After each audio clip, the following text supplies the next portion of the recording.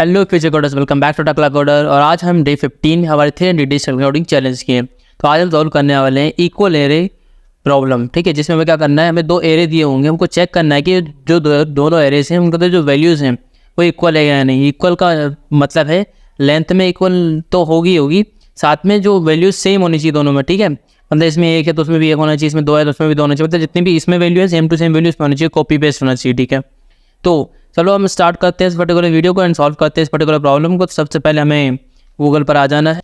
Google पर आने के बाद मैं यहाँ पे सर्च कर लेता हूँ GFG प्रैक्टिस। देन हमारी जो फर्स्ट लिंक आ रही है इस पर हमें करना है क्लिक। उसके बाद हमारा जो GFG प्रैक्टिस पेज है वो ओपन हो जाएगा। फिर यहाँ पे लेफ्ट साइड बॉटम में हमें डिफिकल्टी लेवल को बेसिक सेट कर लेना है। देन डिफिकल्टी लेवल को बेसिक सेट करने के बाद हमारे पास बेसिक प्रॉब्लम्स आ गई हैं। इसके बाद में एक और स्टेटस वाले ऑप्शन को लेफ्ट बॉटम पे ही अनसॉल्व सेट कर लेना, ताकि जो हम प्रॉब्लम सॉल्व कर चुके हैं वो हमारे सामने ना आए। अब यहाँ पे हम चेक कर सकते हैं हमारी जो पहली प्रॉब्लम है चेक इक्वल सब एरेज, मेरे पास जो आ रही है, मे भी आपके पास ना आए। तो आप अगर अनसॉल्व वाले ऑप्शन को अगर सेट नहीं करते हैं तो ये प्रॉब्लम आपके पास में 4th या 5th नंबर पे आ रही है। आप चेक कर सकते हैं कि लेट मी चेक।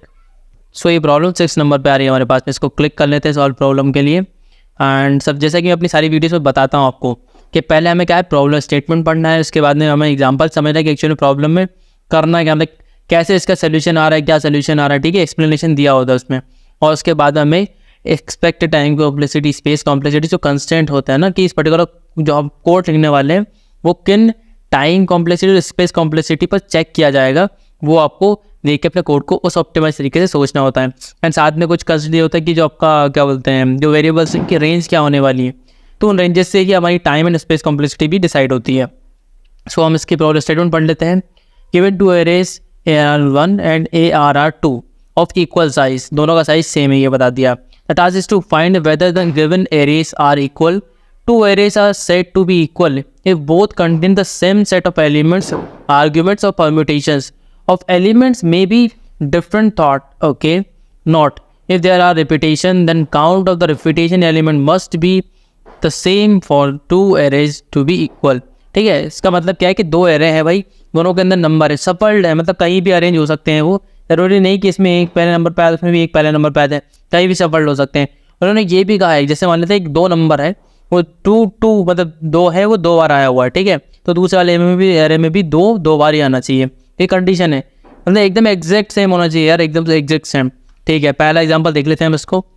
पहला एग्जाम्पल में दिया 1 2 5 4 0 एंड इधर देख लेते हैं 2 4 5 0 1। ठीक है, सेम सिमिलर, देखो दोनों में नंबर सेम है तो ट्रू रिटर्न कर दिया इसने। एक्सप्लेनेशन में भी लिखा है both the arrays can be arrange to 0 1 2 3 4 5, मतलब दोनों सेम हो जाएंगे अरेंज करने के बाद में। यहाँ पे दिया है एरे 1 में 1 2 5 एंड इधर दिया है 2 4 15। तो आप देख सकते हैं कि इसमें सिमिलरिटी ही नहीं है, इधर 1 2 5 इधर 2 4 5 है, 15 है, तो सेम नहीं है ना। इधर भी 1 2 5 होता है तो सेम हो जाता, फिर फॉल्स नहीं आता, फिर ट्रू आ जाता। तो आप इसके एक्सपेक्टेड टाइम कॉम्प्लेक्सिटी कितनी दी हुई है, expected time complexity order of n है ना। उसके बाद हमारा स्पेस कितना है, order of n space use कर सकते हैं हम। तो अब इसके कंस्टेंट और देख लेते हैं कि इसमें जो साइज़ वाले कंस्टेंट होते हैं वो क्या है। एक दोनों एरेज की जो साइज देखें तो 1 से 10⁻7 हो सकती है। ठीक है, और जो इनका इंडिविजुअल वेरिएबल है उसकी क्या हो सकती है 10⁻9।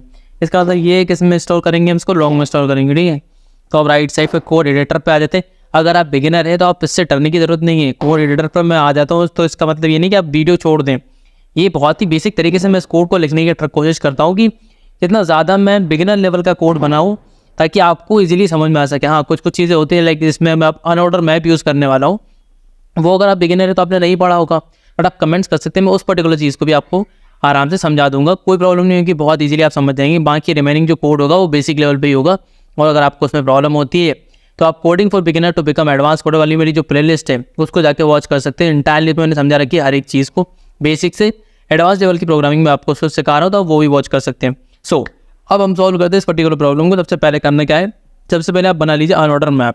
ठीक है, अनऑर्डर्ड मैप बना लेते हैं हम, अनऑर्डर्ड अंडरस्कोर मैप। ठीक है, मैं ये क्यों बना रहा हूँ, तो कि मैं जो पहले वाले एरे के जो जितने भी एलिमेंट्स हैं उन सबको इसमें स्टोर कर लूँ। ठीक है, और फिर दूसरे वाले के साथ मैच कर लो। इसमें क्या होता है कि टाइम हमारा ऐसा नहीं लगता। अब दोनों एरे में से फाइंड आउट करने के लिए ना हमको टाइम ज़्यादा लग जाएगा, है ना। तो n² में चली जाएगी टाइम पर, उसको सेव करने के लिए हम क्या करते हैं, अनऑर्डर मैप बना लिया हमने m नाम से। अब मैं क्या करूँगा, सिंपल एक फॉर ईच लूप लगा लूँगा। फॉर ईच लूप आपको नहीं पता है तो आप कमेंट्स कर सकते हैं, हम उसके लिए भी डेडिकेटेड वीडियो बना देंगे। ऑटो आई करके मैंने एरे 1 लगा लिया। देन हम इसको कर लेते हैं m(i++), ठीक है। मतलब इसका जो अकरेंस है उसको काउंट करता जाएगा। ये पहली बार अकरेंस आएगा तो 1 कर देगा, दूसरी आएगा तो 2 कर देगा, ऐसा करके अकरेंस को भी इंक्रीज करता जाएगा। इसके बाद आपको क्या करना है, यहाँ पे एक लॉन्ग सी ले लेता हूँ मैं, ठीक है। c = 0 कर लिया है सेमीकोलन। उसके बाद सिंपल आपको एक लूप लगा लेना है फॉर ऑटो i कॉलन। अब एरिया ऑफ 2 पे चलाना है आपको लूप को, ठीक है। एरिया ऑफ 2 पे मैंने लूप को चला दिया। इसके बाद यहाँ पे कंडीशन चेक करने की m(i), ठीक है। वो m(i) चेक करने के बाद में हम क्या करेंगे, यहाँ पे m(i) मैंने चेक कर लिया, ठीक है। अगर इसके अंदर एग्जिस्ट करता है, ठीक है, एग्जिस्ट करता है तो मैं क्या करूँगा, ठीक है, एग्जिस्ट कर रहा है तो मैं क्या करता हूँ, इसको डिक्रीज कर देता हूँ, m(i) माइनस कर देता हूँ, ठीक है। और यहाँ पे सेमीकोलन लगा देते हैं एंड चेक कर लेते हैं कि m(i) is not m(i) check कर लेते हैं। नॉट m(i) मतलब 0 हो जाता है तो मैं क्या करना है, c++ कर लेते हैं अपना, ठीक है। c++ कर लिया। यहाँ पे इसके एल्स में भी एक कंडीशन लगा, मतलब एल्स वाली कंडीशन भी लगा देते हैं, रिटर्न फॉल्स कर देते हैं। इसमें क्या कर देते हैं, रिटर्न फॉल्स। अब मैंने इसमें क्या दिया, रिटर्न फॉल्स क्यों कर दिया, मान लेते हैं कि वो एलिमेंट एरे 2 में तो है लेकिन एरे 1 में नहीं है, ऐसी कंडीशन आएगी कहीं पे, तो रिटर्न फॉल्स करना उस कंडीशन में कि भाई साहब मैच ही नहीं कर रहा है, यहाँ पे उस पर्टिकुलर पॉइंट पे मैच नहीं कर रहा तो रिटर्न कर देंगे। 12 यहाँ पे मैं रिटर्न करूँगा। अब टर्नरी कंडीशन में यहाँ पे लगा रहा हूँ, तो आपको अगर टर्नरी कंडीशन नहीं पता तब कमेंट्स कर सकते हैं, मैं उसको भी डिटेल में एक्सप्लेन कर दूंगा। अब c = m कर देता हूँ। इसमें होता है क्या है कि पहले हम कंडीशन लगाते हैं कि एक्चुअल कंडीशन क्या है, क्वेश्चन मार्क के बाद में जो सही चीज़ होने वाले, तब अगर इन दो ये कंडीशन सही हो जाती है कि c की जो लेंथ है वो m.size के बराबर हो जाती है, ठीक है, m का जो साइज है उसके बराबर हो जाती है। तो मुझे रिटर्न क्या करना है, ट्रू रिटर्न करना है। कॉलन लगा के फॉल्स वाली कंडीशन लिखनी, तो मुझे क्या रिटर्न करना है, फॉल्स रिटर्न करना है। सेमीकोलन लगा दिया। कंपाइल रन करके चेक कर लेना कि ये पर्टिकुलर कोड जितना जो हमारा भी सैम्पल टेस्ट लगा हो उस पर रन कर रहा है नहीं, यहाँ पे कुछ प्रॉब्लम आ चुकी है। ओके, तो ऑन और आउट की स्पेलिंग में थोड़ा सा मिस्टेक है, इसे मैं करेक्ट कर लेता हूँ। देन कंपाइल रन करके चेक करता हूँ कि ये पर्टिकुलर कोड सैम्पल टेस्ट पर रन कर रहा है या नहीं। एडिट एब्रेविएशन का, ठीक है, हो गया, ये रन कर गया। अब सबमिट करके चेक कर लेते हैं ये पर्टिकुलर कोड जितने हमारे टेस्ट इस पर्टिकुलर क्वेश्चन पे लगे हो सबको पास कर पा रहा है या नहीं। तो आप देख सकते हैं कि हमारा जो कोड है वो सारे टेस्ट सक्सेसफुली पास कर पा रहा है। 1116 टोटल टेस्ट से सबको पास कर पाया successfully. So this is our 15 day of 300 days tech coding challenge. Thank you so much for this particular video. We will meet in the next video and solve the next problem of our 300 days tech coding challenge.